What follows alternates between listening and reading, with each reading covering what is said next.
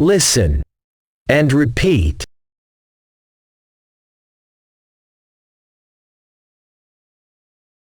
The baker's daughter. One day, there was a baker with a very beautiful daughter. Many nobles and wealthy people suggested to her to marry her, but she never felt accepted towards anyone. And finally 3 bandits came to the baker's house disguised as nobles and held a large feast to which they invited the baker and his daughter.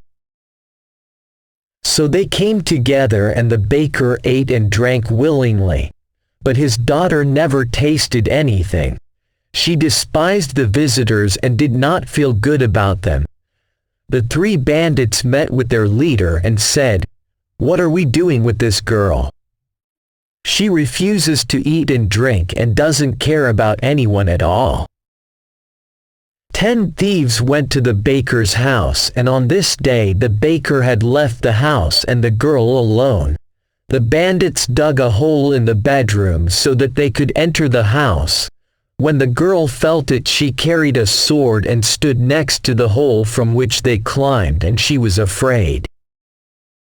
She killed 2 of the thieves, and when the remaining 8 asked their companion what they were doing, she imitated their voice, saying, "We cooperate to carry money. It is difficult for one of us to carry it alone." The thieves continued to climb out of the hole, and the girl was killed one by one until she killed 7 of them and dragged their bodies into the room. The remaining 3 asked, "What are you doing inside?" The girl replied again, imitating their voice, "They help me carry the meat. I can't carry it on my own. And if you don't believe me, here's a piece of it, taste it." The girl threw them a piece of meat and they ate it and liked it so much so the 8th and 9th rushed from the hole into the room. And their heads were also cut off. Only one of the thieves remained. He doubted it and called out to the rest saying, "Are you okay?" The girl replied, imitating the voice of the bandits, "Yes, come and join us to the feast."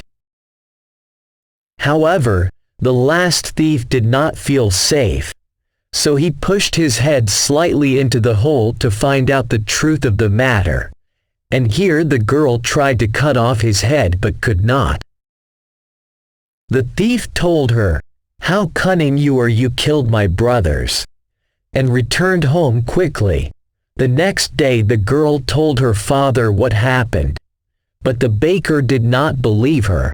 She told him, "If you don't believe me, Dad, I will show you it in the bedroom." The father entered and was surprised to see the 9 men decapitated. So he went to the city and told the peasants and masters what his daughter had done.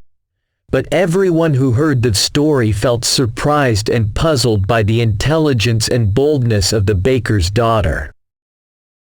A whole year has passed since this incident, and one day a very rich man came to the city and proposed to marry the baker's daughter and gave her father 100 gold coins as a dowry for her. The father agreed and convinced his daughter to go to see him, and indeed the marriage took place and they lived in another city.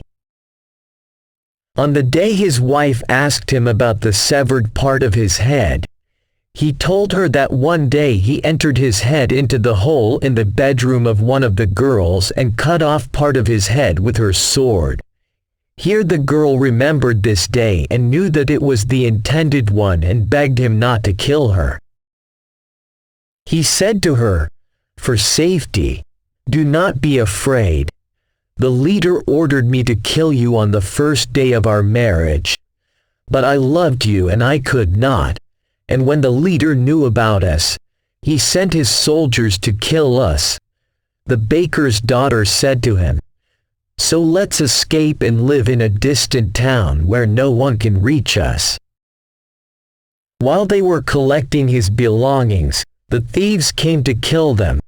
But the husband hid his wife in a hole and put a wooden board and carpet on her.